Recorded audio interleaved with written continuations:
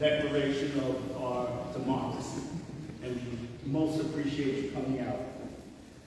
Tonight's forum has been organized and conducted, I have to say personally, through the energies of a particular individual who will go unnamed at this point in time, but who's a member of a very special association of neighborhoods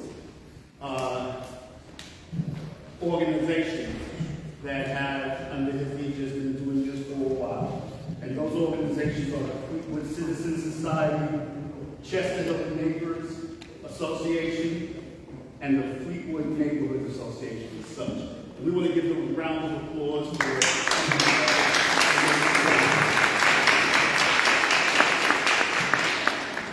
And in terms of talking about possibilities, facilities are sometimes very hard to come by. So we want to thank our host tonight, Liz Ferreira, and the Portuguese American Club, who graciously made this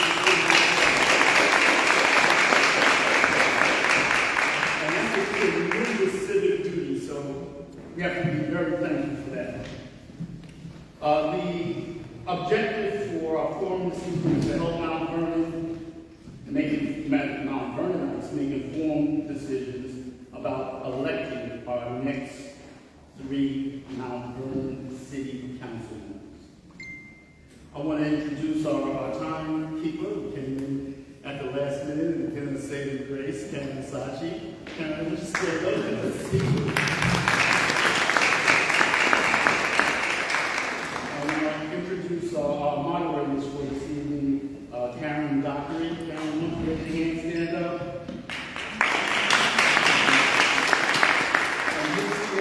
Washington.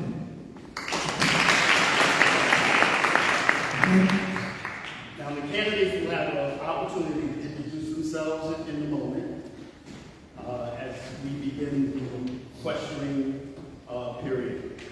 And at his reluctance, but I'm going to force him to make this transition. We're going to have John come up and give us directions for those introductions and such.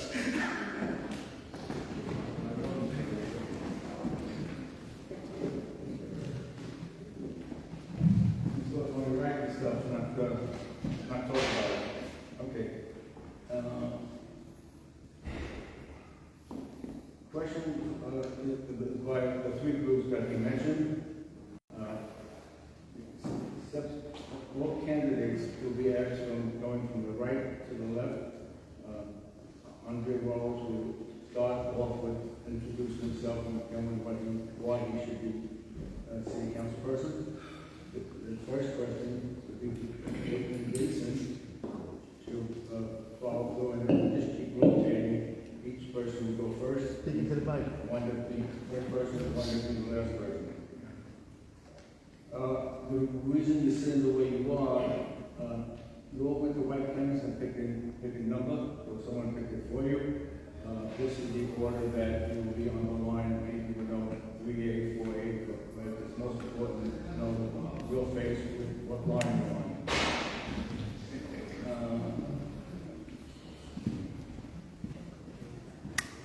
The 2 moderators that will be asking the question to alternate questions for you. If you don't understand the question you ask, you will have 2 minutes to answer, starting from when you first start the answer. A reminder for the little bell that you've got 15 seconds left. In 2 minutes, you're going to get banged and a bell. You got to please stop. Give everyone, there's 7 people. One of you want to have an opportunity. No mistakes. Not talking to the mic. That's it. Now, if any of the moderators feel the question hasn't been addressed, they will interrupt the candidate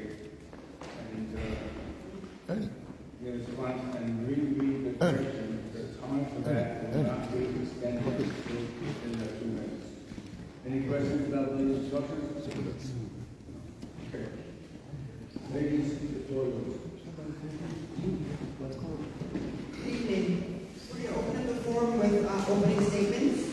As you heard, each candidate has 2 minutes to speak. We will begin with candidate number 1, Andre Wallace, for opening statement. Good evening, everyone. First of all, I'd like to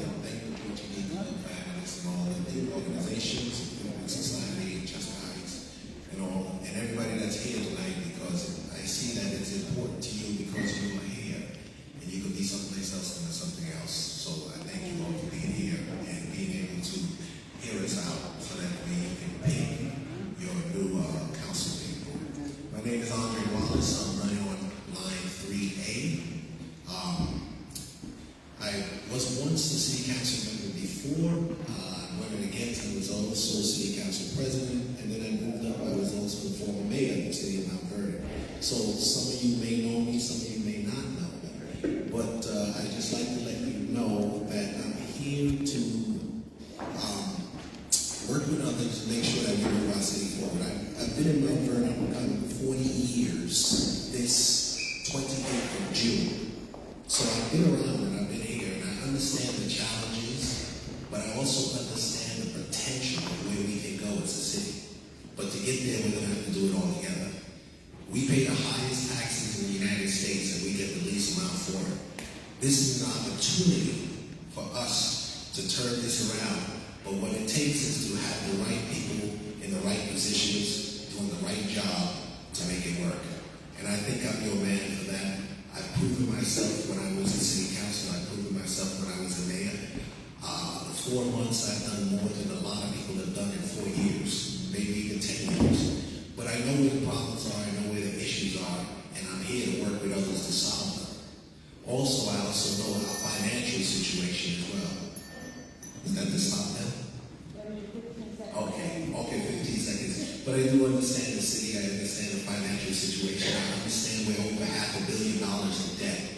And if we don't do something to turn it around, we are going to be into bankruptcy. Andre Wallace, 3A. Thank you.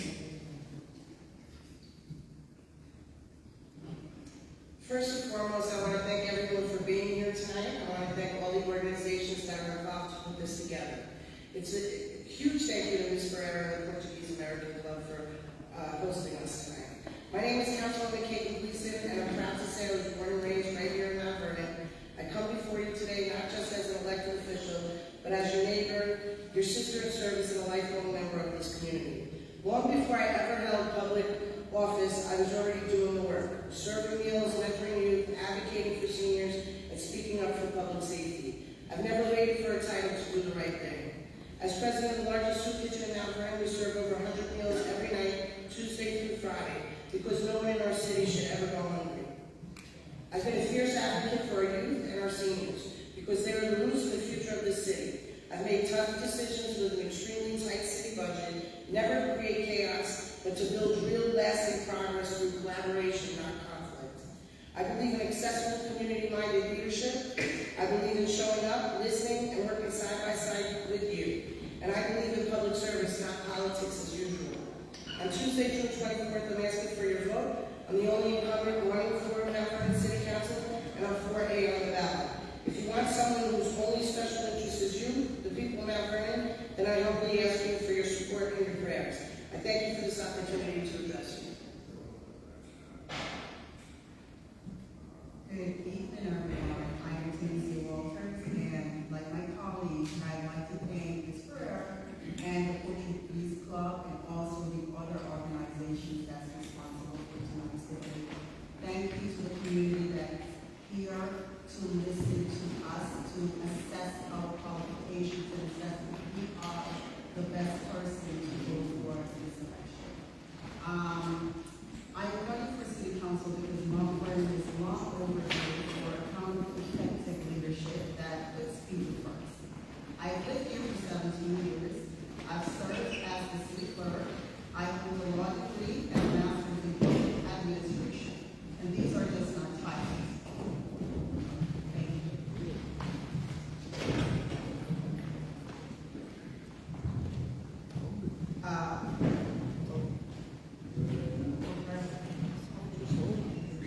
These are just not titles, but they are used to serve this community. I know how City Hall works and how it needs to work to be better. Our streets are crumbling. Our youth lack opportunities.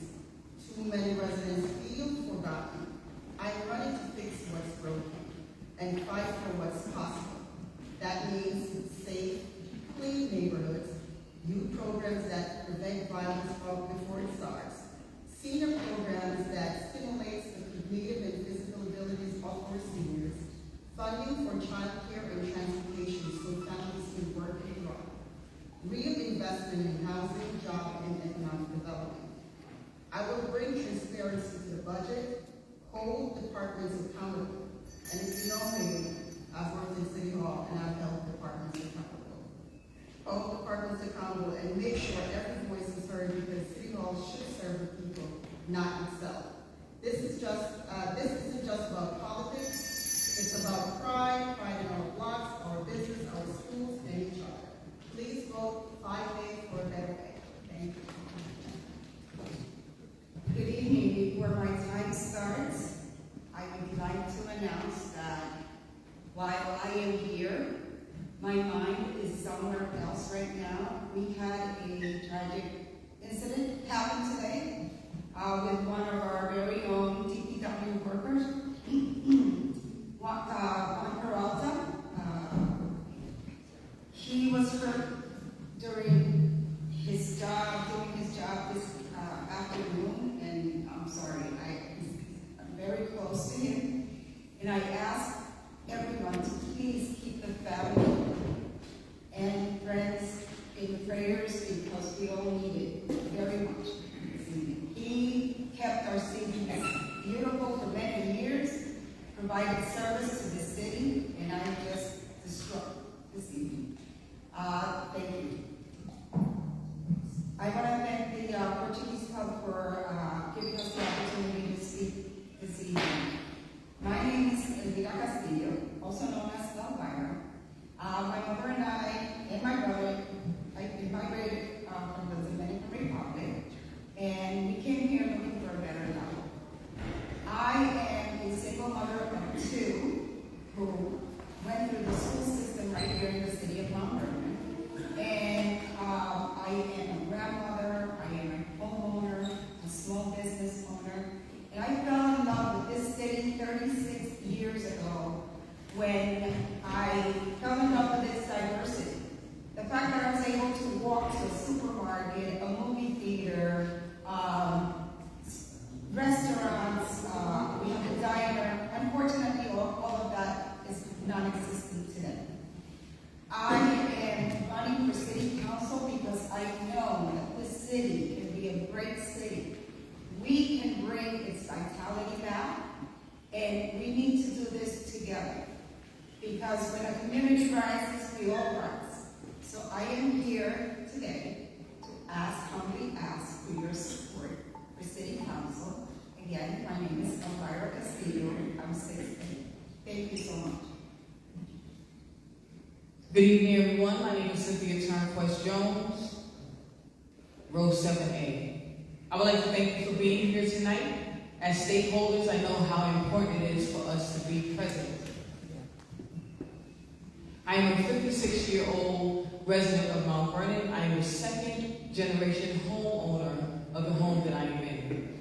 My mom and dad are Belizean and Bahamian, and we believe in economic development, as well as I do. 16 years ago, my godson was murdered on the streets of Mount Vernon, and that caused me to realize that health matters in Mount Vernon, because at that time, when he was rushed to Mount Vernon Hospital, they could not serve him, and when he went to Jacoby, he did not leave. That started my task here in Mount Vernon, in regards to gun violence, and in regards to our girls learning.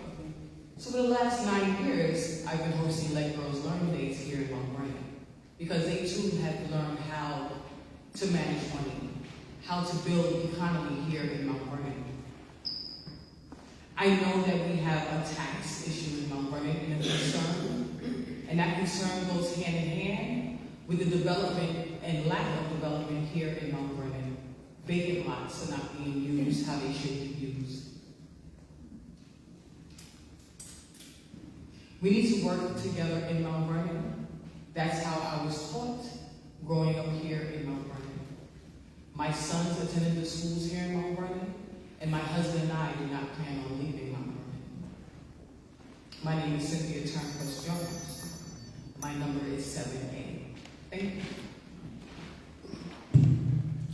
Good evening, everyone.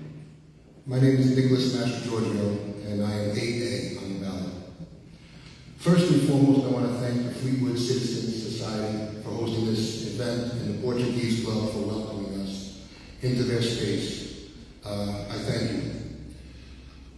I was born and raised in Mount Vernon, and my family has been here for over 100 years, and my father, myself, my grandfather, and many other family members have spent our lives serving the city of Mount Vernon in one way or another.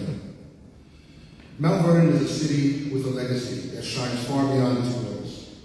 From the legendary Denzel Washington and the groundbreaking music of Heavy D to Olympic gold, Roz Benjamin, and the excellence of Ben Gordon, this city has produced greatness in every generation. It's no surprise because Mount Vernon is special. We're a city with heart, hustle, and history. But for all the greatness that's come from Mount Vernon, we are nowhere near reaching our full potential. We are a city rich in culture, talent, and opportunity, but we've been held back by mismanagement, political favoritism, and decisions that serve special interests instead of the people. And that's why I'm running. I'm running on a platform rooted in fairness, accountability, and transparency because Mount Vernon deserves leadership that puts the residents first. We need to restore public safety by properly staffing and supporting our police and fire departments. We need to revitalize our economy, especially downtown areas like 4th Avenue and Prospect Avenue, by supporting small businesses and ending the misuse of tax-free pilot giveaways to wealthy developers while your taxes rise up.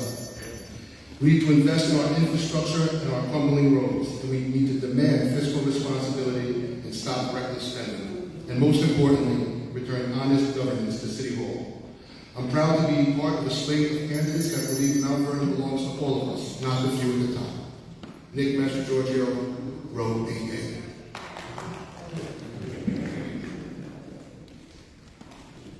Hello, my neighbors. I'm Bill Schwartz. I'm the new guy in the club. I feel so comfortable here because this is no different than the meetings that we have with our people in the neighborhood. We all understand what's wrong right now concerning our city of Mount Vernon. I've been here for 25 years. I've raised 2 children. I take care of my elderly neighbors. We take care of our children. I think it's time for one of us to get into City Hall so we can bring to light what we need as a community, as residents. I've been watching administration after administration after administration, and it seems like they're getting further and further away from us. I think we need to bring this back to checks and balances. Everybody here at this podium brings their own knowledge, brings their own experience. But right now, all that experience has not done us well. So I think right now, at this time, this election, we need to bring our residents into City Hall so we can have our voices heard. Traveling around, talking to everybody, signing signatures, putting out palm cards. We need to be closer to us. So when we get into City Hall as council president, we can make a real difference because we know how it hurts. It just seems like they've gotten away from our hurt. And I plan on bringing this back. I'm Bill Schwartz. I'm 9A, running for City Council.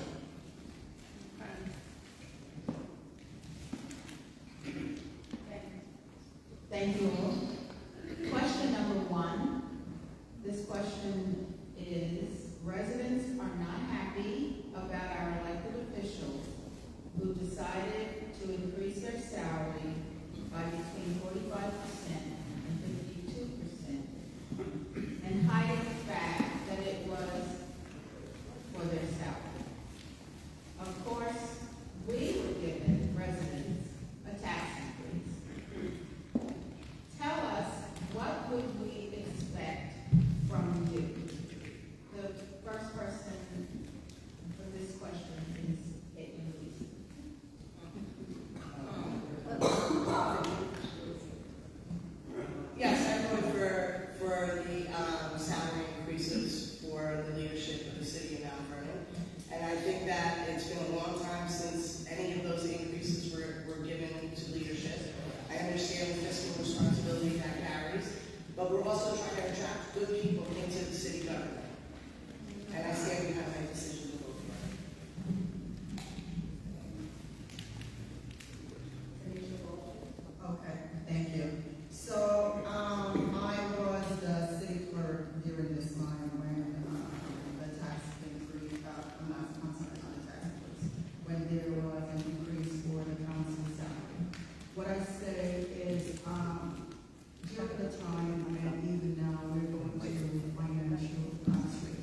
into the Can't mic. hear you. Speak into the mic.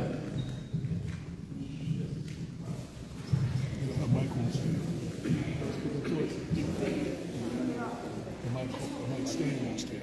You gotta speak louder. You gotta speak louder.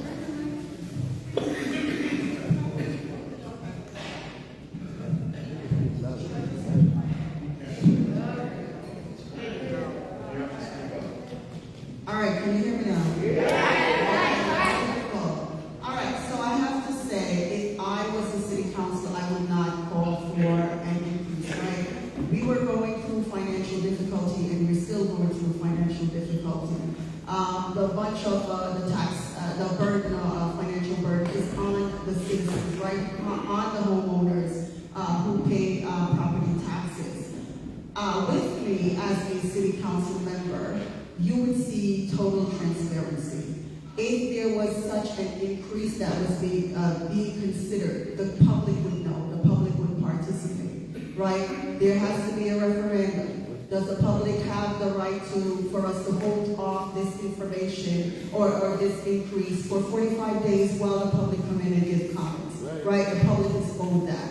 So most certainly you will get transparency, total transparency from my being on the council, and public input would be definitely at the forefront of my tenor.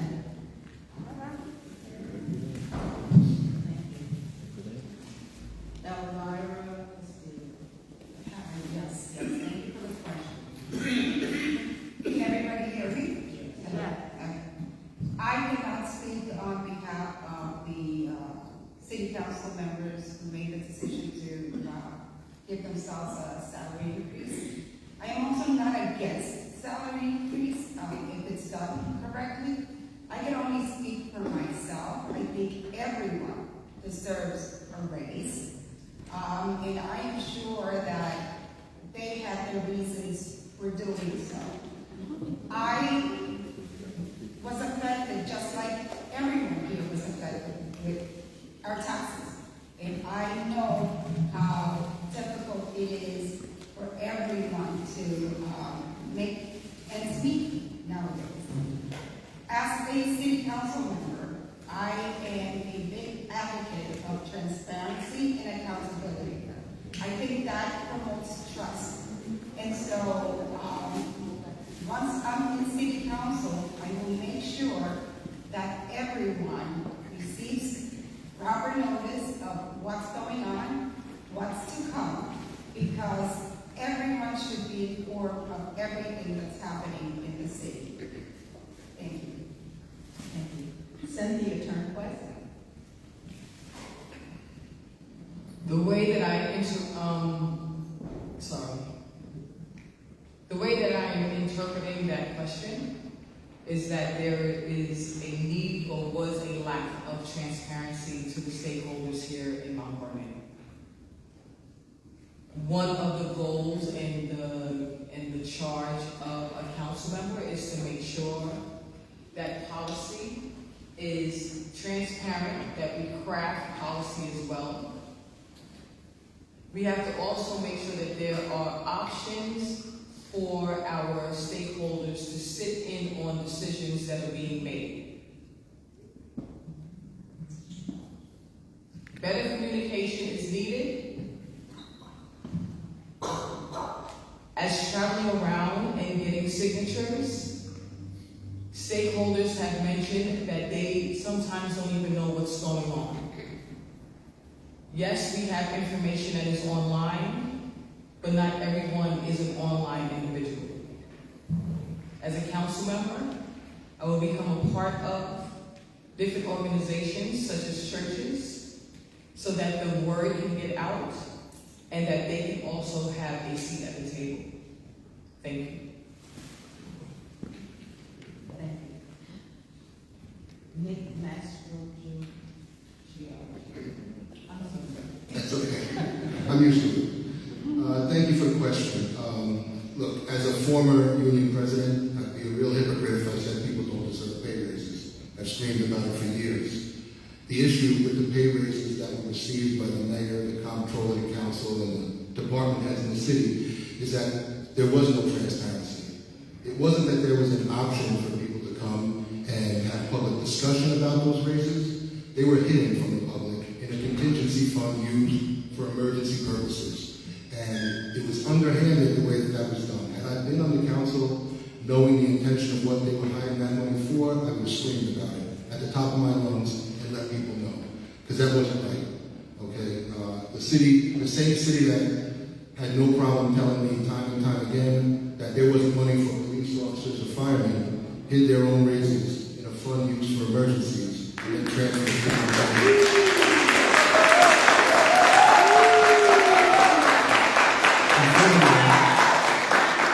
While out there campaigning and getting signatures, I've been asked time and time again if I would be for rolling back those salaries. I have no problem doing that because I'm not here to make money. I'm here to save time.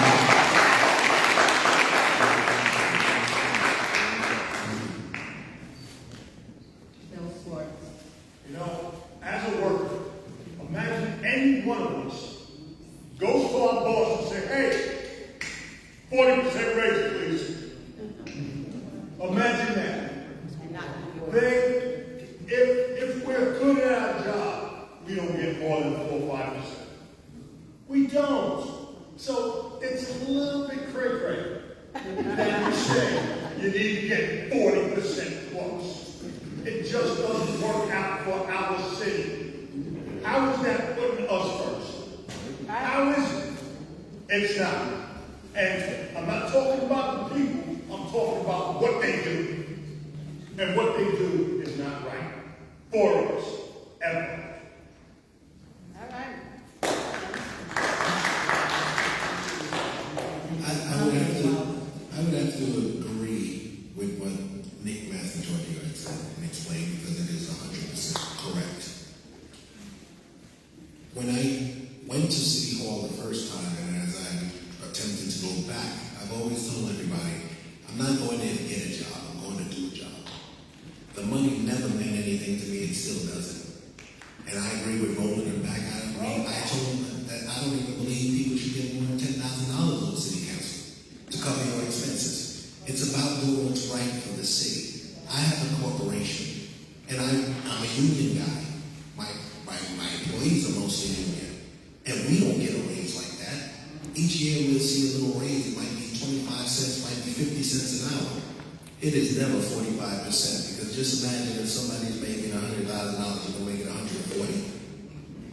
Raises need to be performance-based. If you're performing, then you can say something. But when you're not, and we're in a city, and I read the financial reports all the time, when I look at it and we're up to just up to 2019 in the audits, and you see that we're $303 million, and we didn't even get to 2025 yet, in debt of long-term liability as well.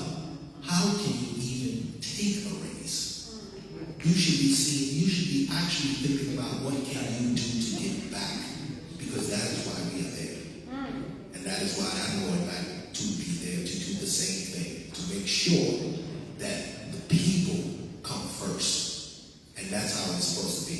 Government for the people, by the people. And I don't think the people would have allowed this raise under these circumstances. Thank you. Thank you all for your responses. We're going to move on to question number 2.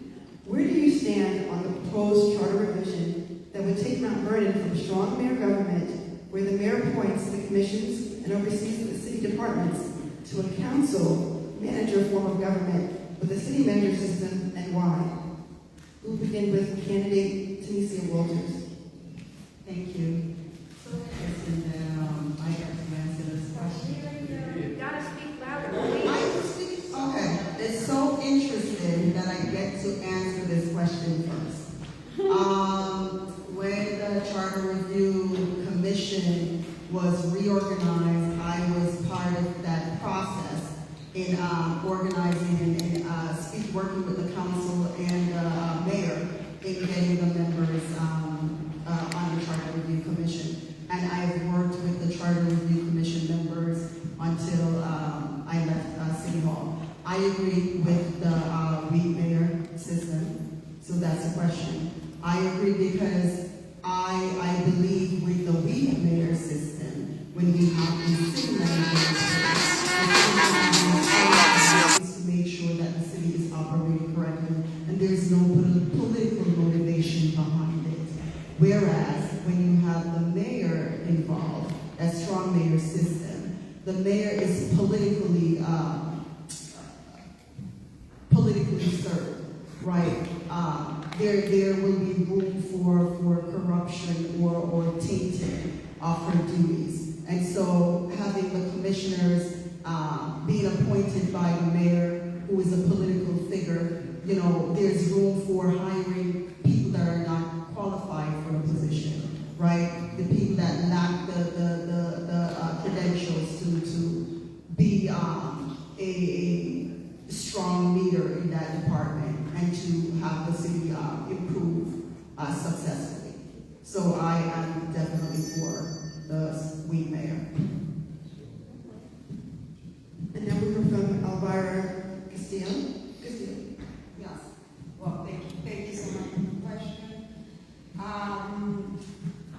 I believe that the people will have an opportunity to choose whether they want a city manager or a strong mayor comes this November. And I don't have too much information on that, so I'm not, thank you for clarifying. I know that our job will remain the same. I know that we need to do our checks and balance, whether it's the strong mayor or a city manager.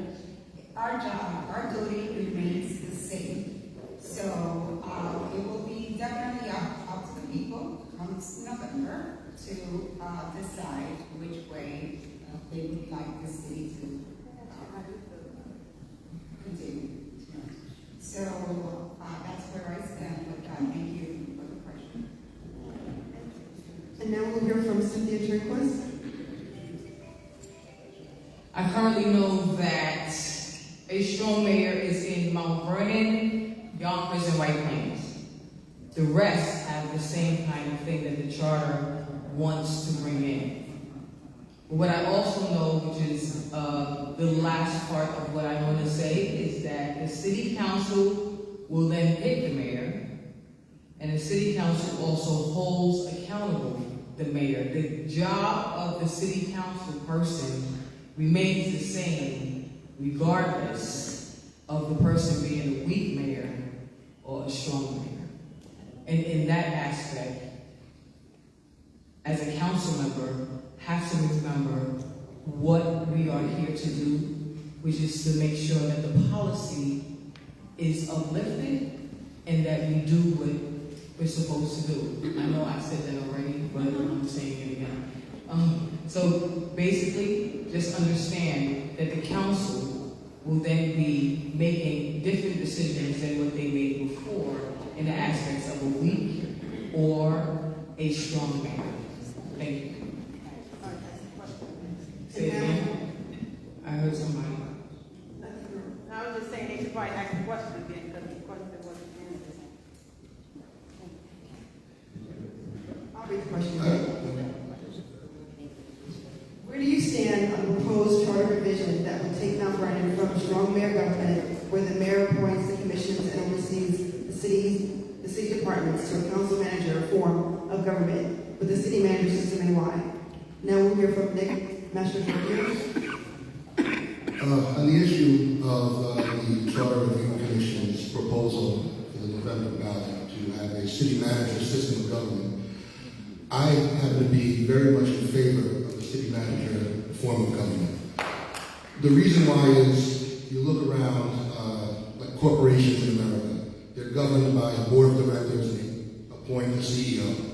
And that CEO answers to not only the people, but that board of directors. And that's what the council and the mayor would be. The mayor would be reduced almost to a super council member type position. And they would be able to take the city manager out if they're doing a poor job, or keep them there forever if they're doing a great job, like the CEO of any corporation. And I look towards New Rochelle, where my last 2 years of high school, I went to Blessed Sacrament. And that area around Blessed Sacrament, Division Street, New Rochelle, when I was in high school, looked a lot like 4th Avenue does today. And 4th Avenue looked a lot like 4th Avenue did back then as well. the difference is there's a ton of development in New Rochelle. There's restaurants and movie theaters, bowling alleys, and all of that was accomplished with that city manager type of government. And I would love to see something like that in Mount Vernon 20 years from now. Yes. So I'm fortunate.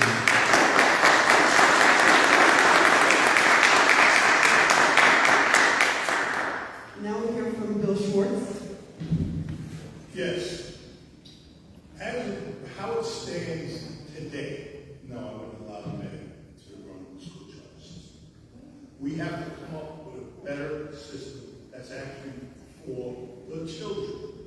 What's best for the children? We pay the most taxes to the school for the children. And it's not up to par. It's not where it should be. We should have an independent outside person come in, and with the city council, we can correct what's wrong or what's right as we move on. This whole city council is for correction. Things are broken. We need correction. When we can do this with the majority, we can do what's right for us. So, like yes, no, we haven't made it right. All right. But I'm going to read the question one more time. Where do you stand on the proposed charter revision that would take Mount Vernon from strong mayor government, where the mayor appoints the commissions and oversees the city departments, to a council manager form of government with a city manager system, and why? The next candidate up would be Andre Wallace. Okay, I had an opportunity to see what's going on in the charter revision and stuff when I visited them to see that. I don't think the system is broken. I don't think we're leaving and going to from a strong mayor to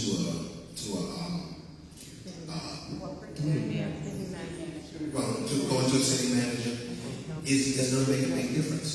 Because if we don't choose the right people to put in office, we're going to have the same problem. Because you're looking at people that are saying, hey, the city council is going to be able to appoint it. We back at the same problem. We're going to have the same thing when we say we're going to have the mayor also team up and choose somebody. It's going to be the same problem. What's going to stop them from choosing the wrong person that we don't have the opportunity to choose? You know, I saw the same thing they're trying to do for the controller, where they want the controller to be appointed as well.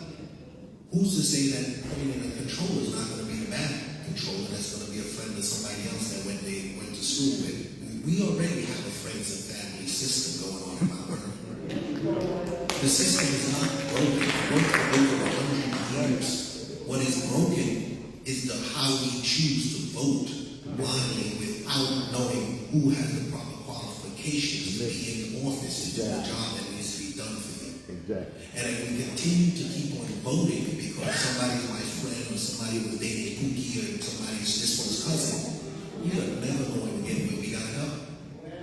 And New Rochelle, yes, they have a strong mayor system, and I see, it works for them.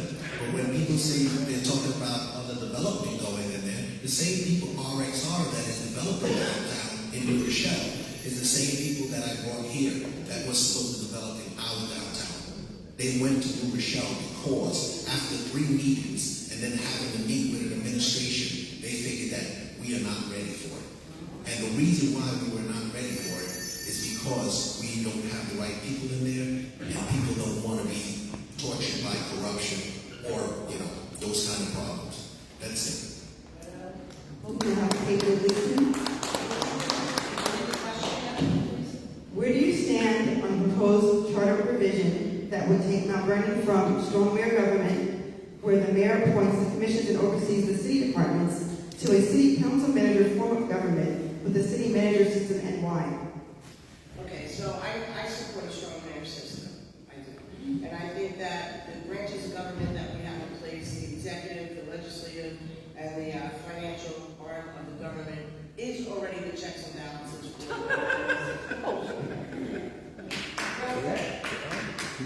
As it pertains to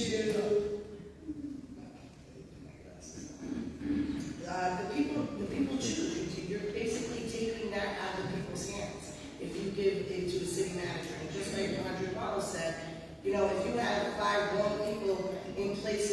council, it could go in a completely different direction. So there are pros and cons of both forms of government. I'm just in favor of a strong mayor. I've seen it work really well when you have the three factions of government working together and collaborating, and I've seen problems. It's not to say that we're not a work in progress. Not everything is perfect. We're doing our best. We're working very hard to make this city look better than it looked 2 years ago, 4 years ago. We brought a lot of financial help into the city of Mount Vernon for our infrastructure, you know, and I think that has a lot to do with our strong mayor, making connections throughout the country and coming to us and presenting it to city council. So, I'm in favor of a strong mayor system. Thank you. Our next question, how will you ensure the citizens of Mount Vernon that money won't go missing as happened previously? How do you plan to manage the city's budget more effectively to ensure the city's financial health? And this, the first person I'm requesting, Elvira Castillo. Thank you for the question. I just want to also remind all the citizens here that with a city manager comes a larger salary, which will also we will have to find money in the budget, which will increase our taxes. And I don't think any of us want that as well. As far as the budget, as you know, based on what I've heard in the past, is that a lot of the times the budget comes in late or we're not ready. There's a lot of process that goes when putting a budget together. The mayor has to have a draft budget first, which she has to plug in all the numbers, and then she has to send it to the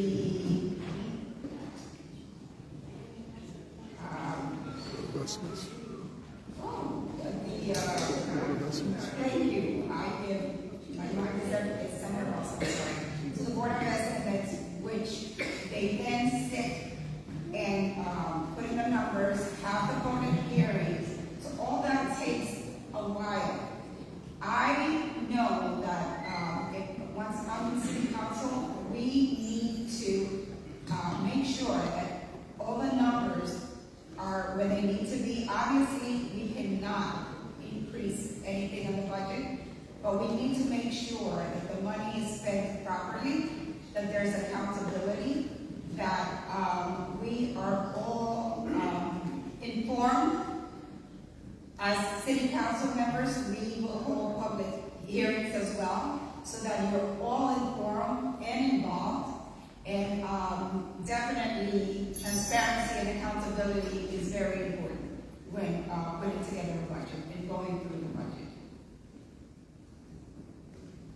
Thank you.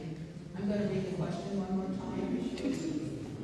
How will you ensure the citizens of Mount Vernon that money won't go missing as happened previously? How do you plan to manage the city's budget more effectively to ensure the city's physical health? And next, Cynthia Turnquist, please.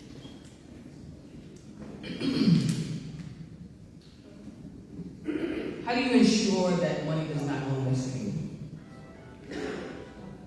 I know that there are policies in place and that the comptroller did his job in being transparent in the aspects of what happened with the monies that went missing. He held various town hall meetings, which is something that a council member needs to make sure that they are a part of. A part of the town hall meetings with the comptroller and including the mayor. So that transparency can be a part of Mount Vernon.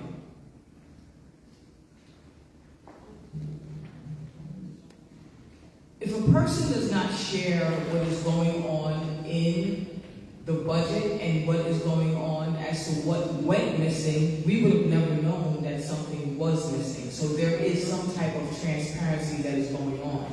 But maybe we didn't understand what was going on. But it was meant to understand because there was a town hall meeting held at the Dole Center breaking down what went missing and why it went missing. So how do I ensure that that doesn't happen? I don't know if I can ensure that money doesn't go missing, but I can definitely ensure that there is transparency and connecting with the stakeholders here in Mount Vernon so that you can hear what is going on as well as understand what is taking place. Thank you. Thank you. Nick Master You get it better. It's hard to say, right? How do you ensure money doesn't go missing? People are always coming up with new and creative ways to steal money. So what we can do is when there is a failure, we need to investigate that failure. We need to find out exactly what happened. Transparency, in my opinion, isn't having a town hall meeting where we hear one side of the story. Part of the powers of the city council is to conduct investigations, and they have subpoena powers to bring department heads and people in the city into the council to interview and find answers for ourselves. As a council member, it's incumbent upon us to make sure that the people running the different departments in the city are doing it the right way. And that's how we manage the budget as well. Certain monies are brought to a public forum, approved by the council, approved at the Board of Estimate, and budget lines are made for different departments. Council members are assigned to committees that oversee different departments, and it's on the council member to actually go in and make sure that those budgets are being followed and that those line items are being maintained properly.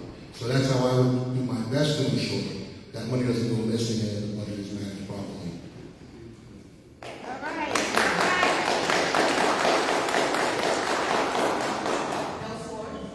Yes. On this campaign, we need campaign funds. 2 people signed. We need to implement that with the controller. Let's hire a CPA who's experienced in dealing with the frauds of the world. We need a CPA. We need a forensic CPA who watches our money diligently. 2 people sign off to make sure it checks and balance, not just one way.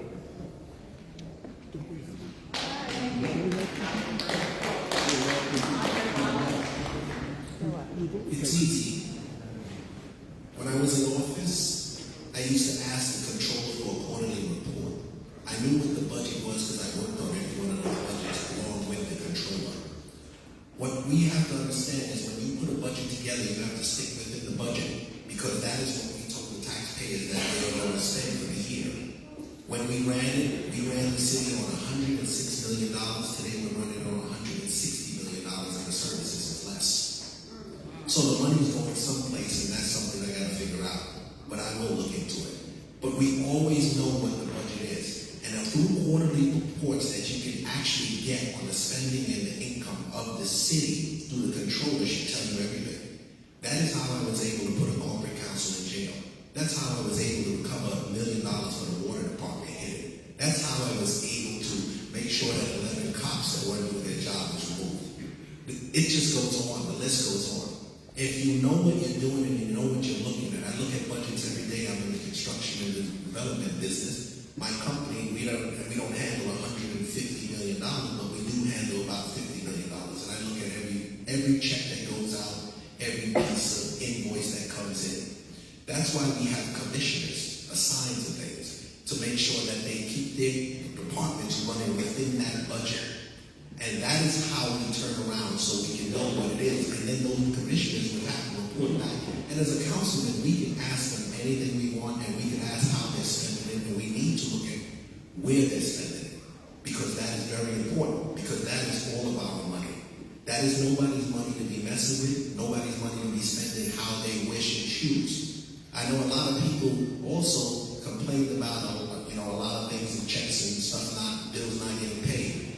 Well, bills weren't getting paid because there was no money there. Because people had spent outside their budget.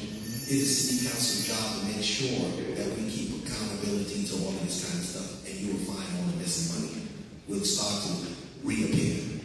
Thank you. Thank you. Thank you so much for that question. So I think one of the things that we do have in place now is electronic authentication. When money went missing from the comptroller's office, they were notified right away and they mitigated the situation as soon as possible. With that being said, we do get monthly financial reports from the comptroller's office. It's something that I'm very grateful for because I look line by line, not just within my committee. I go all over, whether it be recreation, fire department, police department, what have you. I contact the commissioners, I sit down and I talk to them to make sure that they stay within their budget lines. One of the other things I wanted to mention was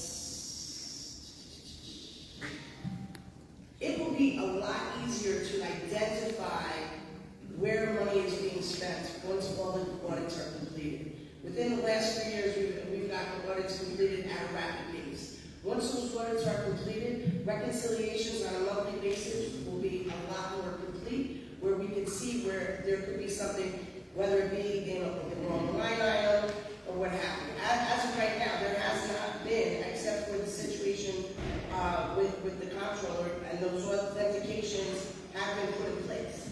And they were in place, and that's why the notifications were sent.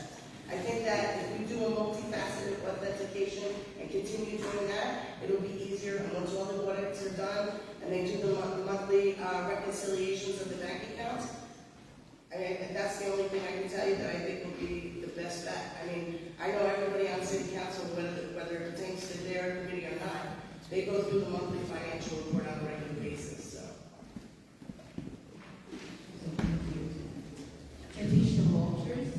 Okay, thank you.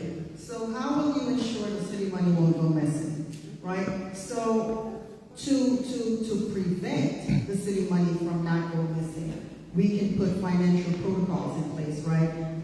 As the electronic authentication, as Councilwoman Gleason spoke about. However, we have to put like a 3-prong, 2-prong, 4-prong process in place where it's not just the controller who is authorized to wire the money. Before it gets to the controller, who's the head, there has to be the CPA or the deputy commissioner or whomever looking at the request coming in first, right? After the request comes in, there has to be a first person that looks at the request, send it off to a second person, a third person, and then the financial controller.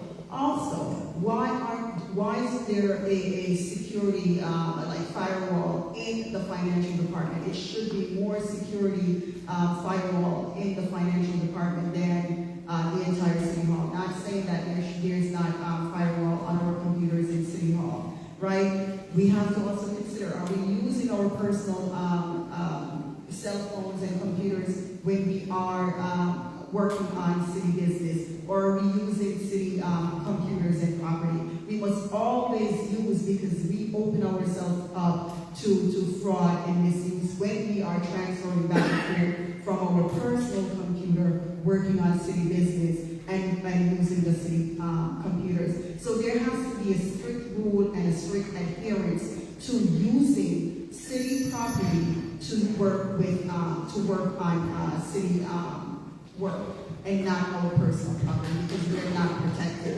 in our personal property. And how would you should expect, how can we plan to manage the budget? I'm sorry, time is up. Thank you all for your responses. We're going to move on to question number 4. Major zoning variances are being brought by developers to the City Council. Explain your position addressing these rezoning requests. I'll do it again. Major zoning variances are being brought by developers to the City Council. Explain your position addressing these rezoning requests. We're going to begin with candidate Cynthia Turnquist.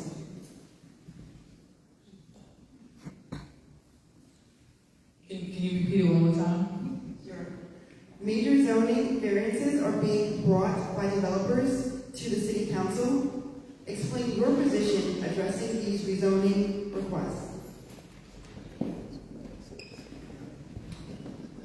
I would have to look at and sit down with those in the aspects of rezoning, because I am not an expert in that field. Thank you. We'll now have Nick Mastro Giorgio. Well, without knowing the exact variances that are being brought forth for rezoning, it's hard to really give a definitive answer on what my position is on them. I would say this: any rezoning that was brought before me, I would have to look into, and I'd like to see analytics and what it's going to bring to the city, what it's going to do for the people. I wouldn't be for approving any kind of rezoning unless I knew it was going to benefit the people of Mount Vernon and not just benefit different developers. So again, without knowing specifically what zoning changes that we're talking about, I would just have to say on a case-by-case basis, I would want to make sure that whatever we're looking at, whatever we're discussing, whatever we're approving, benefits the people of Mount Vernon, benefits the economy of Mount Vernon, and is right for to grow our city. Yes.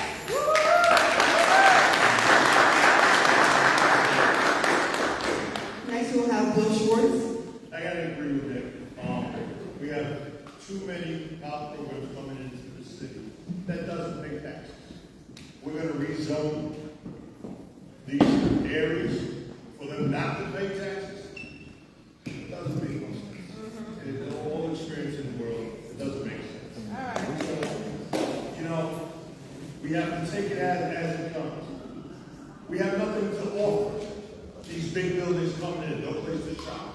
Why are you rezoning when we can't bring money into Mount Vernon when it goes out to Bronxville, goes to Yonkers, everywhere else but to us?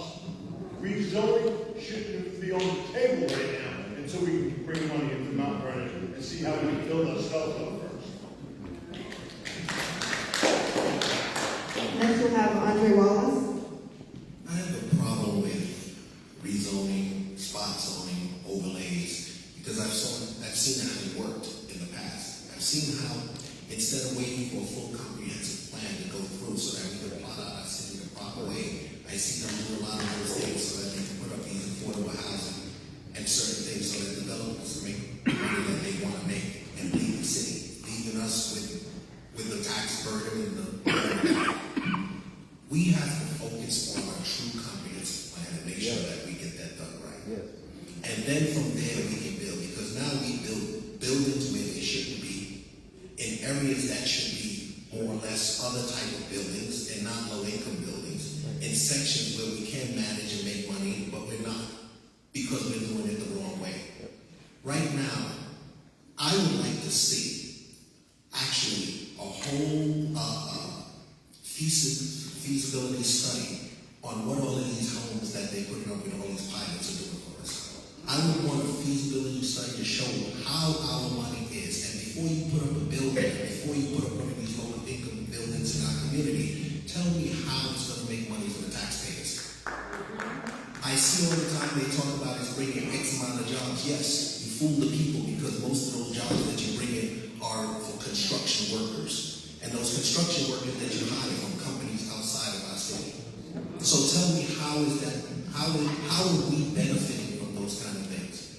This is the problem I have, and that's the problem I have with these zoning changes. It's a quick spot zoning and overlays. Right. Because it is killing us, and we are terribly in debt because of it.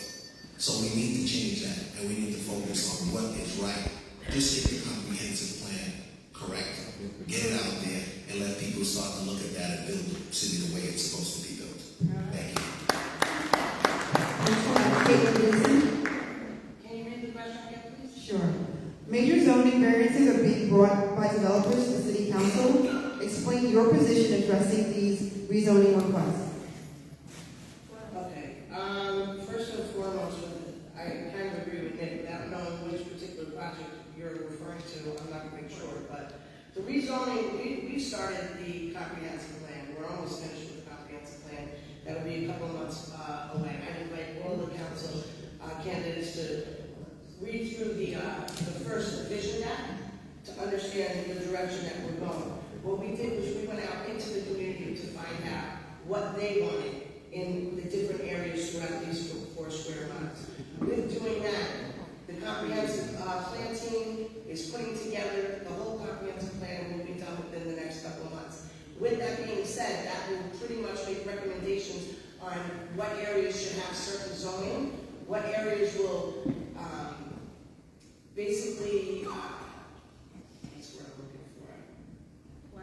What should be historic, what should be preserved, what open green spaces we should have, what areas should be kept industrial, what areas should have housing. We do have a housing crisis in the city of Mount Vernon, whether people want to realize it or not. Okay, I think everybody should have a place to live, whatever your income level is. I think that we absolutely have to evaluate it once it comes to council. So with that being said, the comprehensive plan is only a few months away. Okay, I invite everybody, like I said, to look at the vision deck and see the direction it's going. Thank you. Thank you. Next we'll have Tanisha Walters.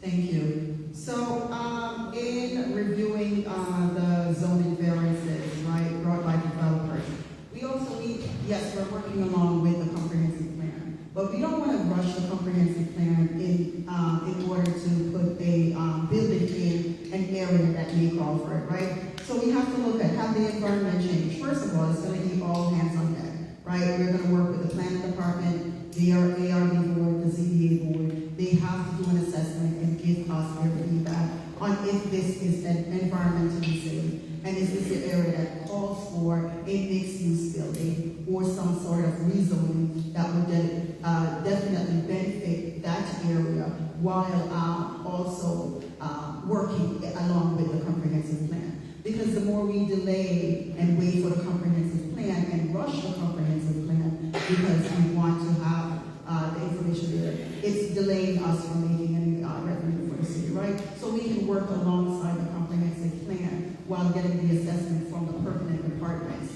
that's there for that purpose. Thank you. Next we'll have Elvira Castillo. Yes.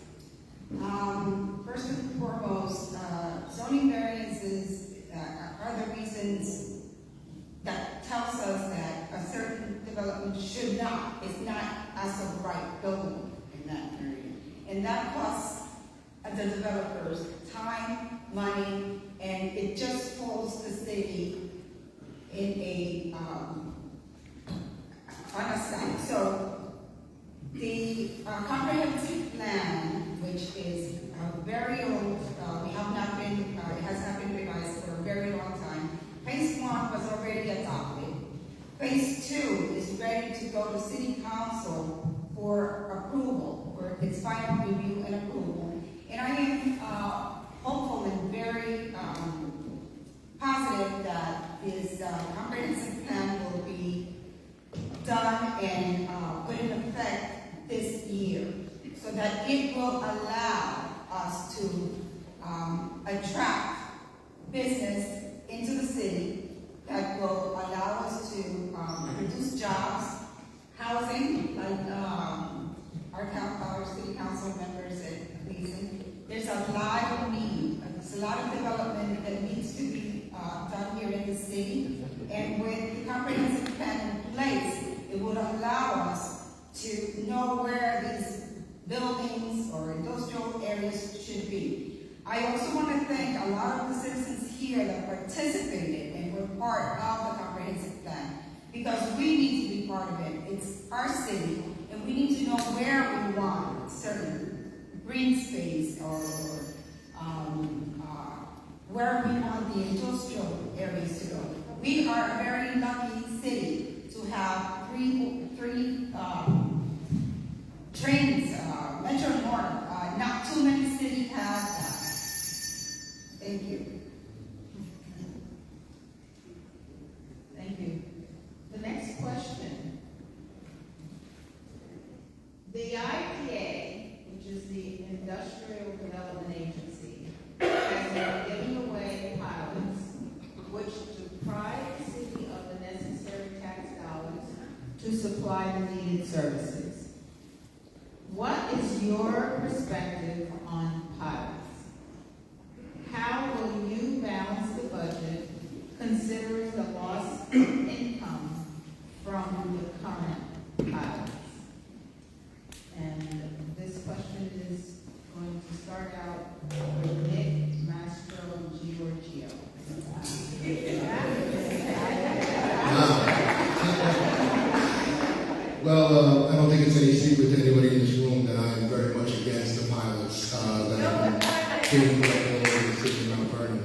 You know, one of the things is the loss of revenue from a pilot, from a tax-free development, bringing in more residents into our city, is sometimes offset in other places like White Plains and New Rochelle with sales tax dollar revenues. And the one issue I have in Mount Vernon is the fact that our residents here don't spend their tax dollars in Mount Vernon.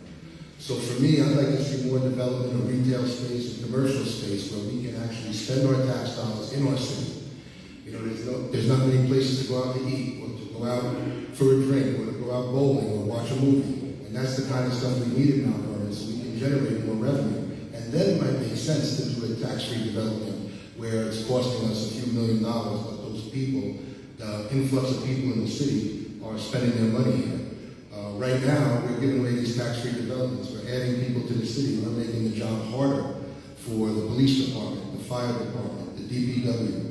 We're putting a strain on our already very strained sewer system. And we're not receiving any money to help increase any of those services to the people. So my immediate stance on pilots, while they could be necessary in the right circumstances, is we need to stop giving away those pilots now and focus on economic development before we start bringing more people into our city.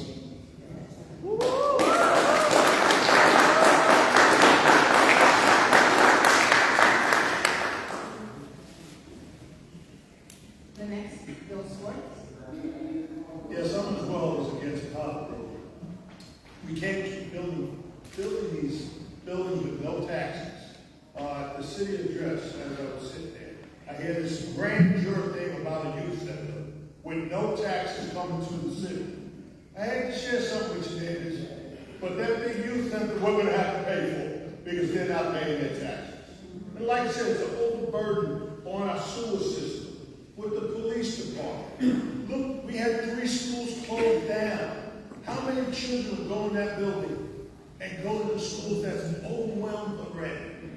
Pilot programs isn't one of the things that we need. We need tax dollars. We need someplace to shop. We need someplace. Oh, we don't have a supermarket over in Fleetwood. Why? But we have another pilot building going up. We should not any longer put in pilot programs until we establish a tax income generating city. No more pilots, at least not for now. Maybe we can put it up at another time. But we need to, with $300 million in the hole, you think we need some taxes here? Yeah. $300 million plus and climate. No more pilot programs. I would not vote for it. Just to add to what Bill says, that's $303 million. As of 2019, we are now about $680 million a month, just to give you the numbers. But pilots and the IDA, just what it means, Industrial Development Agency. It's how we use the pilots. Pilots are not bad, but we need to use those pilots for business. So if you want to track buildings and stuff, or that's fine, but that doesn't work for us. We already have put ups enough buildings in Mount Vernon. See, the problem we have is where we just let our industrial areas decline and leave. And if something closed down, we say, oh, let's quickly put up a low-income housing. Because the developers and all the people that prove these things make a lot of money and walk away with it, leaving us with the bag. See, the problem is 88% of our taxes are paid by the homeowners. Only 12% is paid by business in Mount Vernon, which businesses carry a higher utilization tax that will help us to develop and to pay the programs. Right now, we are just bringing in customers, I call it. And the reason why I say that is because we build these things and we build these houses, we bring these people in, but I already checked. They're not spending the money here. We learned that back in 2017 when myself and Thomas did a big study. $397 million a year is spent for people inside Mount Vernon, outside Mount Vernon. So the problem we're having is nobody's spending here because we're not using the IDA in the proper way to create commercial development that creates jobs for livable wages, that creates spending because now they have money, but they need to spend it in our community. That's what we need to focus on. That's what's going to make the change. Pilots, let the rest of Westchester and everybody else take their fair share. We got enough. Thank you.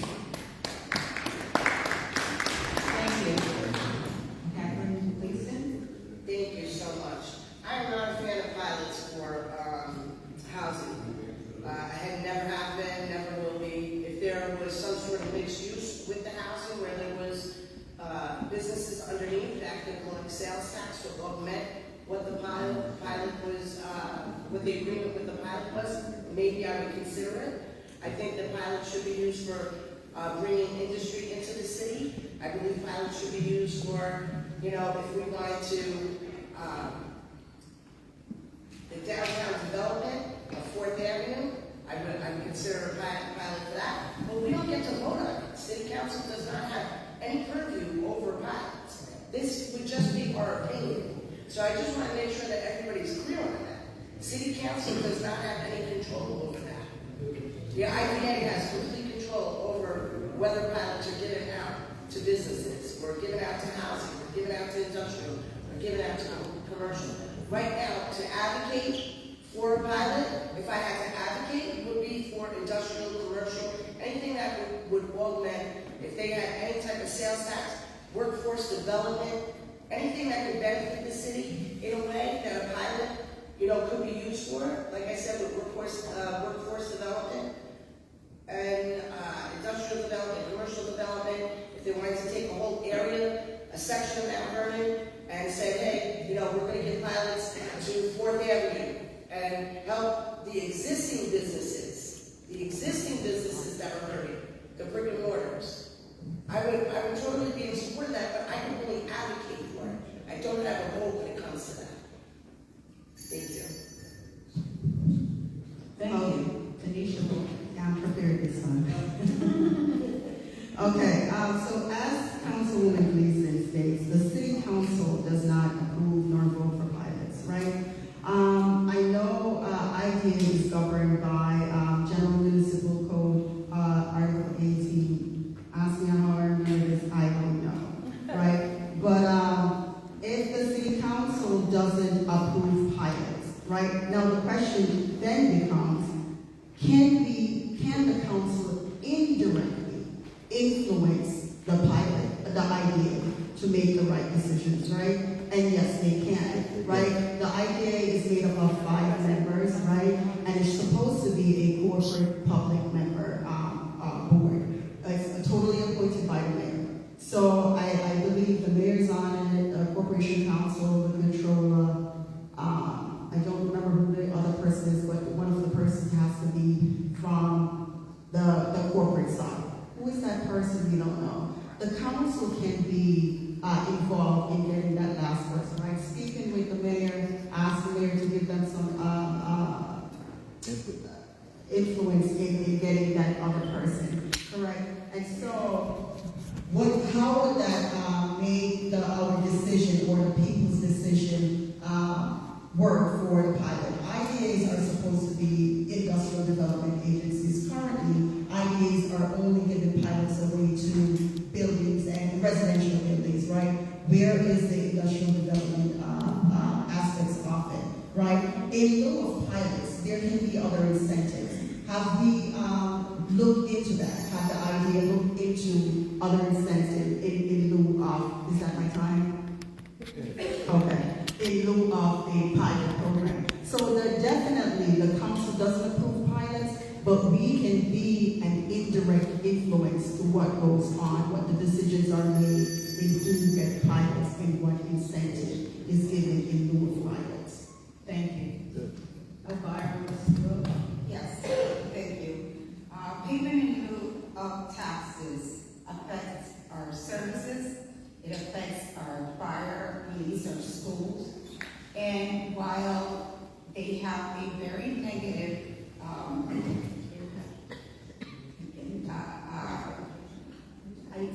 a lot of people think that pilots are negative. There are some good pilots. If a pilot is structured properly, it can certainly benefit the city. There are there's something that the city adopted, which is called UTEP, which is a uniform tax exception policy that actually the developer has to give an impact analysis of how this pilot is affecting our citizens. And that will, it's published, it's public, where everyone can take a look at it and decide whether or not this is a good pilot or not. I also agree on mixed use.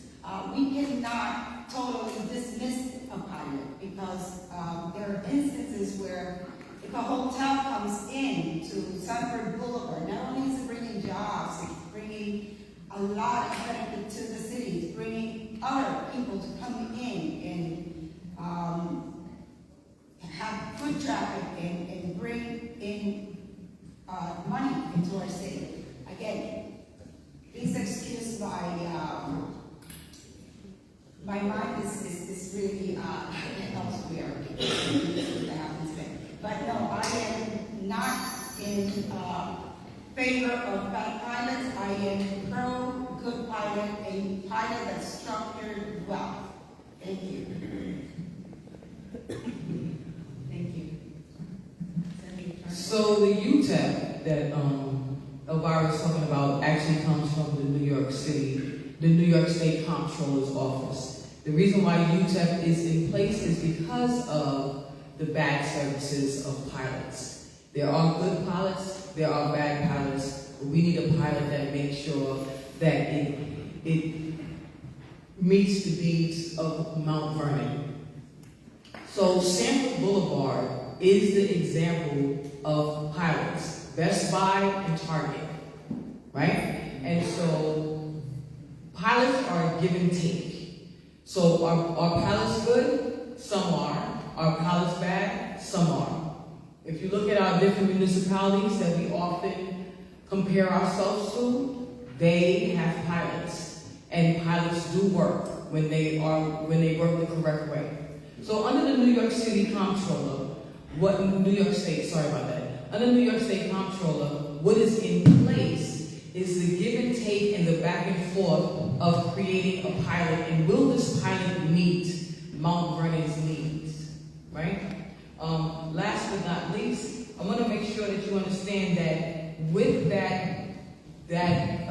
with the UTEP, you have transparency that takes place, which is what suffers from pilots that are not good, and you also have accountability, and also the comptroller has in place where they are looking at that budget before that pilot is accepted in the city of where that pilot is going to come into, such as Mount Vernon.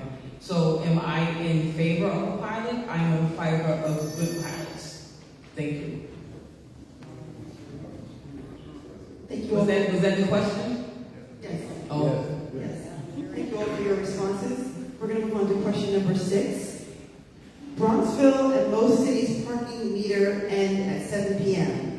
What can you do to have Mount Vernon also end at 7 p.m. instead of at 8 p.m.? We will begin with candidate Bill Schwartz. That's great for all of us who try to get things, as well as most of us do. But we're going to have to generate more taxes before we say we're going to cut the meter off. Because right now, we need all the money we can to get in Mount Vernon. I would love to cut it off at 7 o'clock, but how are we going to replace it? What are we going to do to generate revenue to the city to offset that? I think that there's other things that we need to focus on to generate tens of millions of dollars to the city of Mount Vernon, not quarters. Not quarters. I know it's a quality of life thing, you know. We have streets messed up, we have branches falling down. We need money. And saving on meters, I don't think that's at the top priority. I think that's something that we need to discuss a little later. Thank you. Thank you. Next, we'll have Andre Wallace. It's easy to do. We legislate. Yeah. That's all you have to do. Okay? Taking an hour off and making it 7 o'clock or 6 o'clock is not going to kill us in prices. When I was there, I purchased, along with Maureen, I pushed the purchase for a tow truck that has been sitting in the garage for 7 years, but it probably got about 5 miles on it because it's never been used. Why are we not towing cars? Instead of getting the taxing and double taxation on the people of the city of Mount Vernon that's already overtaxed, why are we not watching the people that just made 4 U-turns right there in front of the U-turn sign while I was picking up but what we did instead, and when I was in office, I changed the street signs too. I made it go from 8 o'clock to 9 o'clock.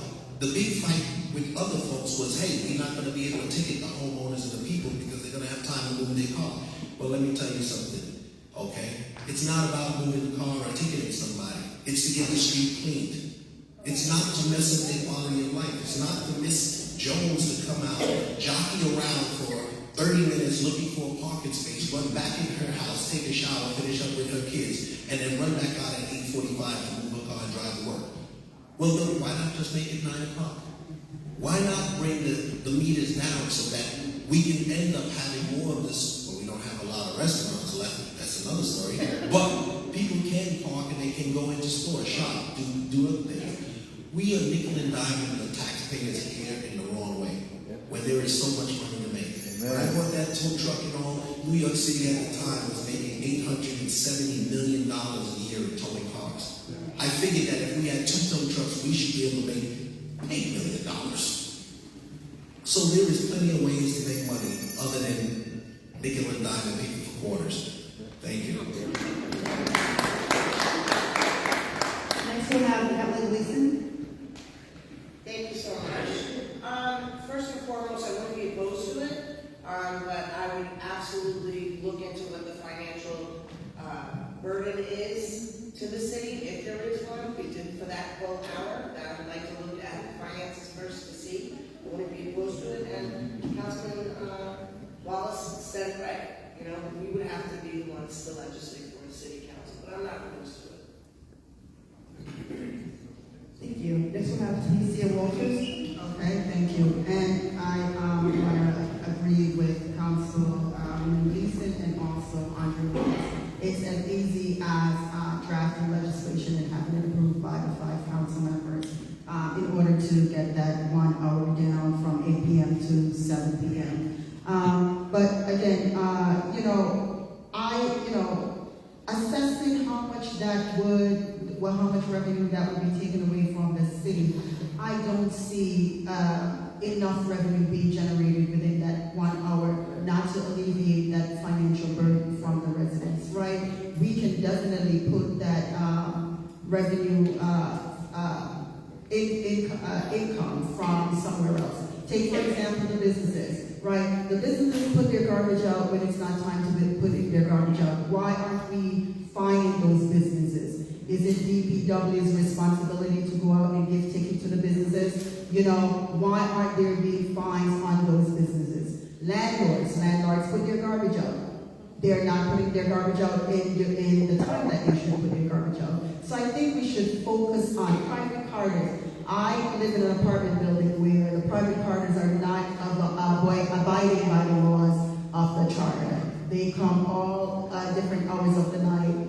Why aren't we giving them tickets, right? Why aren't we pursuing these private carters? So we can definitely eliminate the 1 hour and put that revenue source somewhere else. I say we start going at the businesses. The businesses can definitely get some fines for not adhering to rules and regulations because they're coming lawless. Thank you. Elvira Castillo. Yes, thank you. Thank you for the question, and I totally agree with how easy it is to put legislation of this kind in place. However, a lot of times we put legislation in place and it's often not carried through. It's not enforced. So I think this is minor. I think we have bigger issues to look into and to worry about. I don't think an hour of a meter's time is a concern for all the things that we have to fix and change here in the city. So that's how I feel about that. That's minor. I think we should really concentrate on continuing fixing our streets. I've driven through the city and I found street lights, traffic lights that need to be addressed. And again, it's just not going to be enforced. I, for instance, rushed, thinking, oh my God, I forgot to put a quarter in the meter, and it had passed an hour because I didn't get a ticket. You go to Yonkers, a second past your meter, you have a ticket in place. So we really need to concentrate on these things because this is what's going to increase our tax base and bring money into the city. Thank you. Thank you. Next we'll have Cynthia Chenquez. So when it comes to legislation, I agree with my fellow panelists. But I live on Seneca Avenue, which is around the corner from Sanford Boulevard. And there is a legislation in place with ticketing trucks, commercial vehicles that are there after a certain hour. But the trucks take the ticket. They rather pay the ticket price. The reason for that is because we do not have the type of truck that we need to tow an 18-wheeler truck. We do not have a place to put the 18-wheeler truck once we tow them. If you take a drive up and down Sanford Boulevard, round about now, they should be parking their trucks along there. That's because in the Bronx, over by the cemetery, when you get on the Major Deegan, they started going through there and towing people and making sure that that fine was very high. So the legislation in the aspects of our trucks or commercial vehicles, that fee needs to increase. We need to also have conversations with our enforcement and ask them, is there a reason why, not is there a reason why, but a conversation with them. Let's talk about it. Let's see how you see it. The last thing I'm going to talk about is like this area right here, because I catch the train to go to work. And while we were out and we were meeting and greeting people, saying, hi, how you doing? My name is Cynthia Turnquest. Can you please sign this? I got a lot of people that were from Pelham, but they're not paying a price because they don't live here in Mount Vernon. So maybe we should also look into permits for those who live in Mount Vernon for parking, and we should start capitalizing on the parking lots that we have around here that other people from other municipalities are coming for. Thank you. My name is Cynthia Turnquest. Thank you. Next we'll have Nick Mastrodonia. Well, like everybody here touched upon, it's a very simple fix if that's what the people want, if that will make people's lives better. And for the record, Mayor Wallace, I'm a big fan of the 9 a.m. start. As a recent retiree, I've been sleeping a little later. We have to take that back. One of the things we need to do is modernize the parking system. And when you go to White Plains, the reason why, or Yonkers, the reason why you get a ticket 5 minutes after your meter expires is because it's all computerized. And the meter maids know that the meter expired. They probably rush right over there and write a ticket. Okay, so cutting an hour out is a simple fix. It'll make lives easier for people if they're trying to go shopping or eating. But first we need to develop the business district so they can do that. Also, the amount of revenue lost, everyone here touched upon it, can be easily made up by things like code enforcement and stuff like that. So, yeah, I'm all for it, and I'm all for anything that'll make people's lives better. In fact, as a person that lives in Fleetwood, where parking is, I'm speaking to someone today, and I think they mentioned that there is a half a parking spot available for each domicile in the city of Mount Vernon. And nobody knows that better than people that live in Fleetwood, Terrace Avenue. And so I'd be in favor of even switching the 4 to 7 parking in the middle of the night to alternate street so the people in those buildings have a place to park and the street can still get cleaned pretty regularly. Okay, thank you for your responses. The next question. What's your plan to attract businesses and create jobs in Mount Vernon, especially for small businesses? And we'll start with Andre Wallace. Okay, first to attract small businesses or any kind of business, we're going to have to clean up Mount Vernon. No one is going to invest in a place where they can't make money. Right now, the city, I talk to people all the time and they say they don't even come to Mount Vernon because it's scary. until we change our city in the way of doing things, people are a product of their environment. We want the people to attitudes and to change the environment, clean the place up. Make sure that the city looks good. Make sure that somebody looking from outside looking in sees something that they want to invest in. Right now, we're not making it easy for people to invest in. Because basically our crime is out of control, it's not being solved, there's a whole lot of things going on here. You know, garbage pickup, it's getting better, but the streets are dirty. The streets are filthy. Right now, what happens with this whole thing with our city is that we're not holding anybody accountable. Because, and we know that everybody, even looking at it, if we were to instill behavior modification or something like that, showing people how to do it, we don't even need to do that because they know. And you know how I know? Because when they go into Pelham, they don't do it. When they go into Bronxville, they don't do it. When they go to Eastchester, they don't do it. Right. They do it. It's because it's acceptable. And it will always continue to be acceptable until we get together and stop accepting it. This is the only way to raise the environment, create the curb appeal that other people from outside can look at and see. And once they see that, then, and only then, they're going to want to invest here. And see, I still say the same thing. If people can go do the research, I brought RNXR here to do the development here in our downtown Mount Vernon, and I still think I can bring other companies here to do that. That's what we need, though, but we have to put things in place first to make sure that people are not afraid to invest in Mount Vernon. Thank you. Thank you so much. First and foremost, for businesses who want to come into Mount Vernon, we want to have a clean and safe environment to come to. I think investment in public safety, investment in our Department of Public Works. Also, New York State's got a downtown revitalization initiative that they're putting out. We have the city of Mount Vernon has already applied for it. We're waiting to hear what the next round, whether we're entitled to get it. Also, I think enforcement is a very big issue here in the city of Mount Vernon. I think we all have witnessed that, right?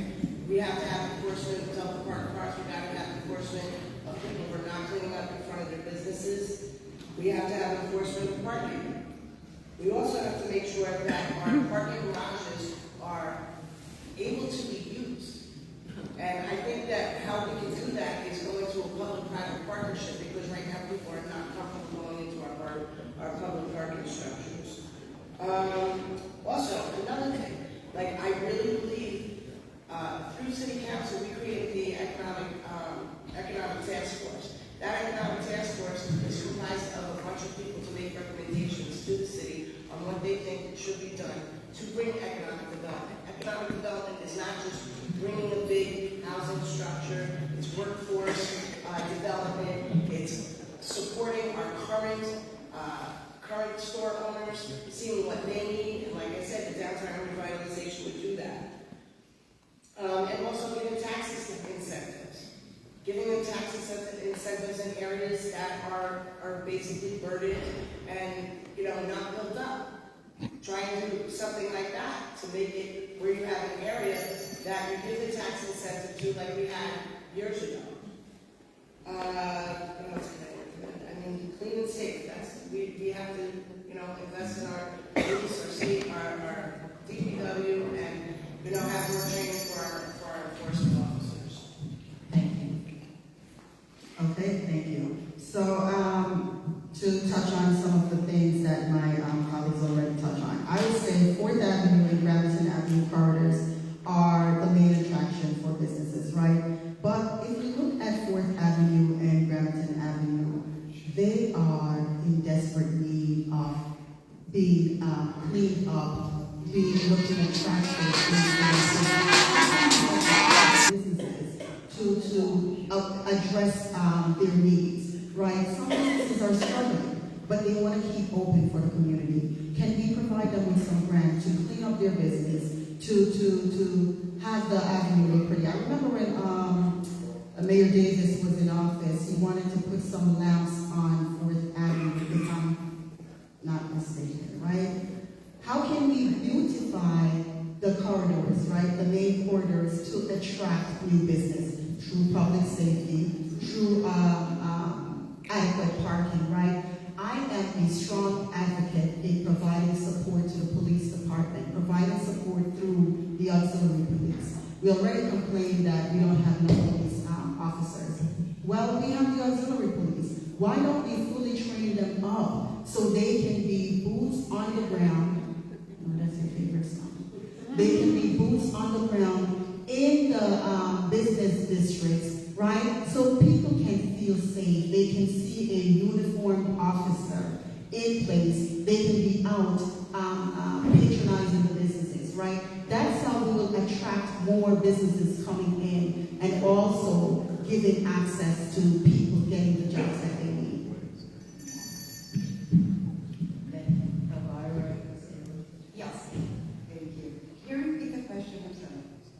Yes, what's your plan to attract businesses and create jobs in Mount Vernon, especially for small business owners? Okay. As a small business owner myself, and being a realtor, and I have sold lots of homes and have rented closed business to people that want to start a business. I think safety is very important. I think that the process of the buildings department is a big factor on whether or not they're attracted to coming into Mount Vernon. A lot of the times it takes a very, very long time for any type of permit to take place. So I think that we have to certainly work on that. Tax incentives are good. Safety is important for people that are coming in from other areas. As they drive through the city and they see that these storefronts are closed, collecting dust, they're wondering what's going on and why would I want to come in and open up a business here? How long would I stay open? So we need to clean up the area. Port Avenue is a wonderful place to shop, but there's a lot of closed stores that just gives a negative vibe to those that are even thinking of coming into Mount Vernon. So there's a lot of work to be done, and it's the only way to attract business is to make the city a safer place. Lighting is important again. Again, we also have the parking situation, which it's a big problem here in Mount Vernon, and we have to be mindful of that as well. Thank you. Thank you. Senator Turnquist. This is a really good question. I know that accountability comes in first. We have to remember that waste, energy, health, and water attracts investments. Sophisticated small businesses is what we're looking for. There's a brother by the name of Oscar Davis who talks about the rats in the area that he lives in. That means that his area is a rat mitigated zone. What do you do with rats? You can give them birth control, or you can use a specific way on how they cannot continually produce. But you have to address it. I don't know if you say hello to them when you address it, but you have to address it. We need sit-down restaurants as well. One of my sorority sisters owned a Chick-fil-A. The Chick-fil-A is in Brooklyn. She lives in Mount Vernon. She didn't pick where Chick-fil-A laid its head to birth. Chick-fil-A picked where they wanted to open up at. So what are we going to do to start that happening where a Chick-fil-A would pick us, right? We have to make an environmental impact. And that also starts with our children in our schools. They need to know what climate action is. They need to understand what sustainability future is. We also need to make sure that we continue with the green community that we have here in Mount Vernon. I live on Seneca Avenue. I walk around. There's a lot of green grass. There's a lot of flowers. There's a lot of people who have green thumbs. We need to make that an epidemic. Last but not least, we need a local climate action plan. And everyone needs to be a part of it. I know everyone is an absolute, but we need to be a part of the action plan and need to know what that is in order to attract businesses to come here to Money Earning Mount Vernon. Thank you. Thank you. Nick Mastro Giorgio. Perfect. Everyone here pretty much touched on it. You know, we need to make our streets safer, right? We have to invest in our police department. We have to keep our officers here so they can know our business owners, and business owners can feel safe operating their businesses here. Parking is a huge issue. We already discussed that. We have to find ways to clean up the parking lot. The lot numbers, I'm terrible as a cop, I should be ashamed, but the lot right off Gramerton Avenue, where we have people living in it. We just cleaned it up the other day. People are afraid to park in that lot around the shop on Gramerton Avenue. We have to clean that up and make it accessible to people. The building department is a mess and definitely keeps businesses out of Mount Vernon. I know from what I understand, the burger place in Fleetwood took 8 months to get a permit for their restaurant when the place was a restaurant prior to it being a burger place. That's unacceptable. You know, we shouldn't have businesses waiting that long to get a permit to operate their business here. We have to make the process more efficient. And we have to bring businesses in here, try to attract businesses that can help other businesses flourish. Things like a bowling alley or a movie theater where people are going to come here for a reason, an attraction, so to speak. Spend their money and walk outside and maybe grab a drink with their girlfriend or dinner with the family. We need to create areas like that in our city, because once you have people coming here, look, we're 70 to 90,000 people packed into 4 square miles. There is no reason why a business wouldn't want to come here if we don't fix these minor issues. This is like a gold mine for any business. Can you imagine a bowling alley here or something? And then we build restaurants around it. It could be some of the highest grossing businesses of their type in the area. So that's how that's what we have to focus on to really get businesses to come here. All right, thank you.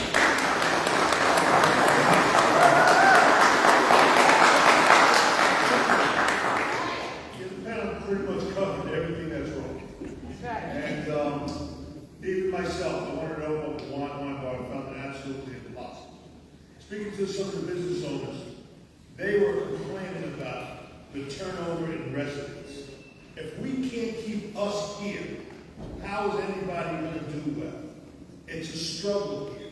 It's a struggle because of the streets, the sewer, the taxes, the unsafe. Everyone here on this panel pointed out everything that we need to do to bring in business. When do we do it? This is nothing new. Been here for 25 years. When do we do it? You know when we do it? We do it now. Like vote for us on the city council. Bill Schwartz. All right. Thank you all for your responses. Our next question.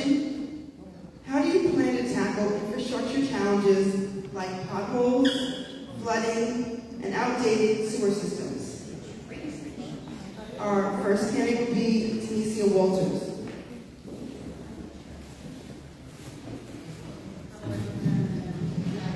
Infrastructure challenges, for example, sewer. I'll read it again. Okay. How do you plan to tackle infrastructure challenges like potholes, flooding, and outdated sewer systems?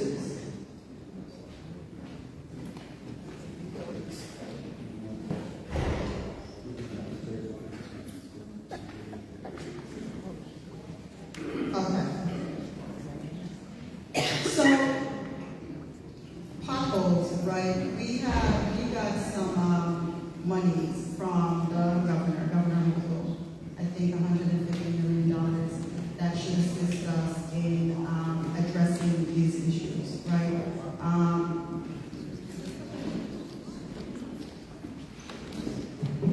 DPW is out there fixing the street. They have a plan in place that they use to map out what roads they fix and what time do they go and address those potholes and issues. Are they doing it? Are they addressing all the potholes in a timely manner to the resident satisfaction?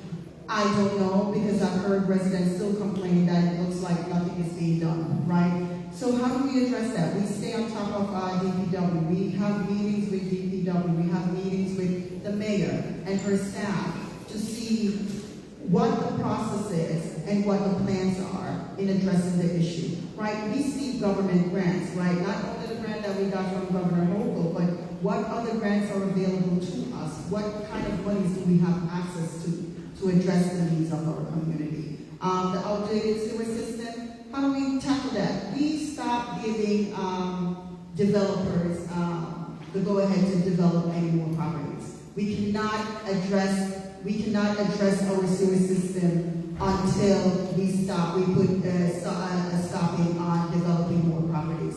We are overburdened. Yes, there is a housing crisis, but we have to address the sewer system, and in order to do that, we must not encourage any more development. Thank you. Next we'll have Elvira Castillo. I agree with Tanisha. We certainly have capital issues. Flooding is a concern.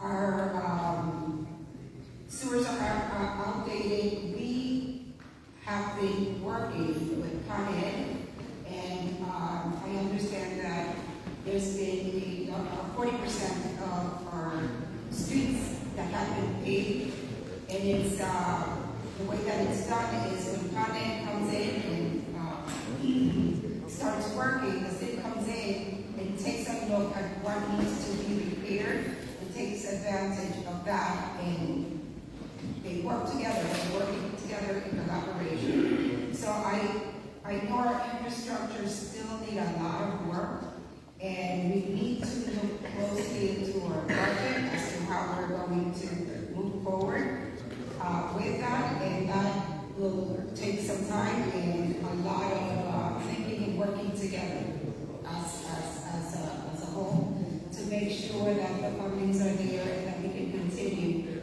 to do the work that is needed here in the city. Thank you. Next we'll have Cynthia Turquoise.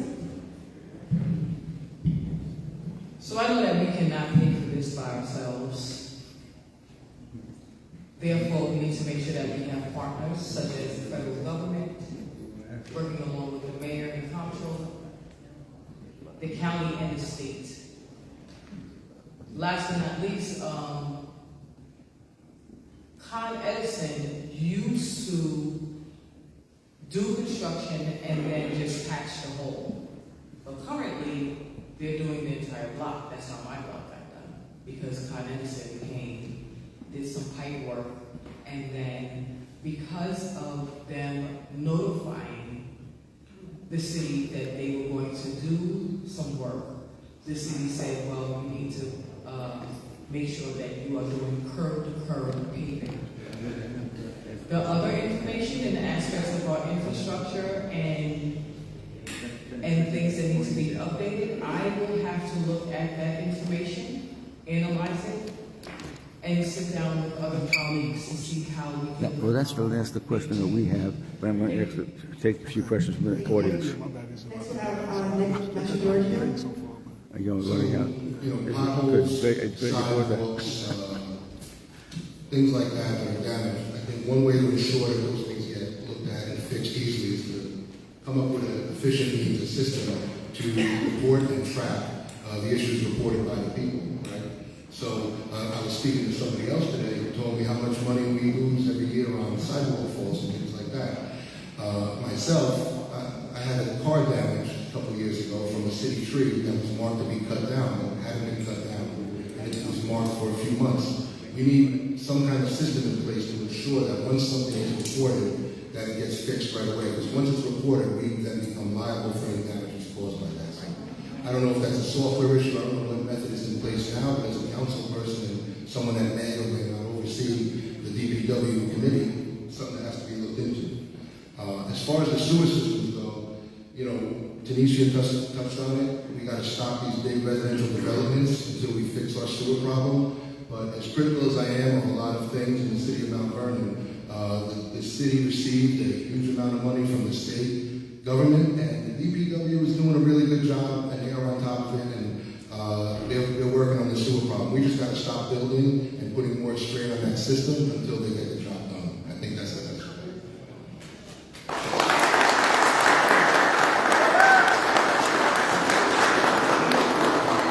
Next, we'll hear from Bill Schwartz. I'm a ground down guy. I speak to everybody. And I speak to all of the city's departments. There's not enough people to fix anything in Mount Vernon because the majority of the people that they hire stay in the office and don't want to go out and do it. So how are we supposed to fix the city if we don't have qualified workers? They said they have half of what they used to have, but the rest of them are all in the office collecting paychecks from being hired from whatever department's in the city. You know, we get it all starts with City Hall. It all ends with City Hall. When you can't do what's right, nothing gets done right. That's just the way it is. So, you know what? We need to comprehensively hire people who can actually do the work on the streets, whether it's sanitation, whether it's sewage, whether it's DPW. We need qualified workers out there to actually do the work. But if you don't put people in place, we can never get the work done. Thank you. Next, we'll have Andre Wallace. It's not that hard to do things right. It's not that hard to fix things properly. You know that we have to do the streets with potholes. The problem is they fill the potholes and then in 2 weeks later the potholes reappear because they don't do it right. You have to tamper that. You have to vibrate it. You have to put a bind on it and it won't come up. That's the problem. When we're out there putting asphalt in our streets that have concrete, that doesn't work. You saw cut and you put it in the right way. That's how people do it. That's how I do it in the construction industry for years. That is the right way. When we go to our sewers, we shouldn't have that much to work on and stuff because we got $150-something million and the county is actually the one holding the money in a lot of it to get things done. Because they didn't trust Mount Vernon to do it the right way.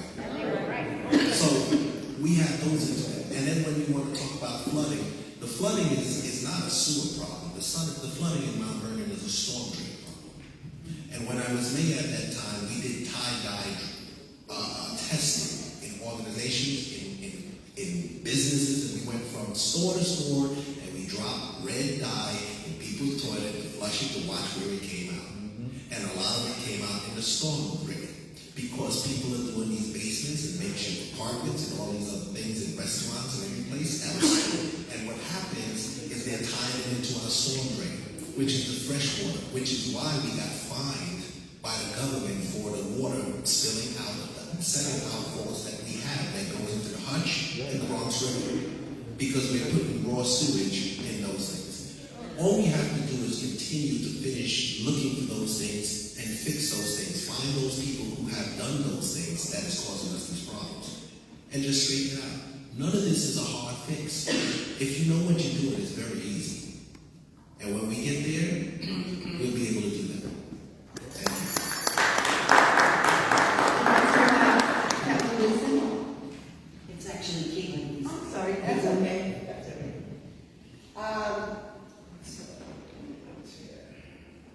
Can you read the question again, please? Just so I get everything. How do you plan to tackle infrastructure challenges like potholes, flooding, and outdated sewer systems? Okay, so I think we touched on the potholes. I happen to agree with Mr. Wallace. Can I? Oh, can I have my time now? Yeah, stop it.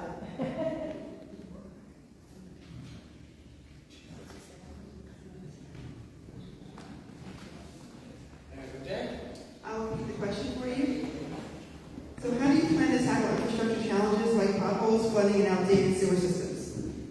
Okay, like I said, we touched on the potholes. We also touched on Con Ed. Con Ed no longer does, their spot asphalt. They go curb to curb from now on going forward. I think one thing that has been a problem over the course of the last few years is that our residents are having a problem making the complaints and then having the follow through from the different departments. I think residents also to make sure that when they make those complaints, because our DPW can't be in every street of Mount Vernon. And even our workers that are assigned to those streets have to also learn that they have to report back that we have these potholes on these different streets so that they can be repaired. But the process, like Andre Wallace said, is absolutely the process. We have to invest in equipment, make sure that they have the right equipment when they go out to do these potholes. As it pertains to, I don't want to say sewer or storm drain. Let's say infrastructure altogether. We've already, when I was on planning board, one of the things that we made sure that we started to do is make sure that when developments came into Mount Vernon, that they scoped not just in front of the building where they were going to develop, but they went all the way out to the cross streets and to the means to make sure that the infrastructure that was in place was secure enough to substantiate the type of building that they would build. With that being said, they were to agree to replace whatever was there. Our city engineer would always be on the spot to watch this take place. Again, we got money from New York State. That's not enough. That money's not going to be enough to do what Mount Vernon needs to do to replace everything, but it is a step in the right direction. As it pertains to money, how do we fix this? We just have to stay on top of grant money. And any money that's coming out of New York State, doubt that we're going to have anything coming out of the federal government, but we have to just stay on grant funding. All right? Yes. You answered all the questions very, very well. Those are the questions that came in, but there are a few questions that the audience would like to add to, if you don't mind.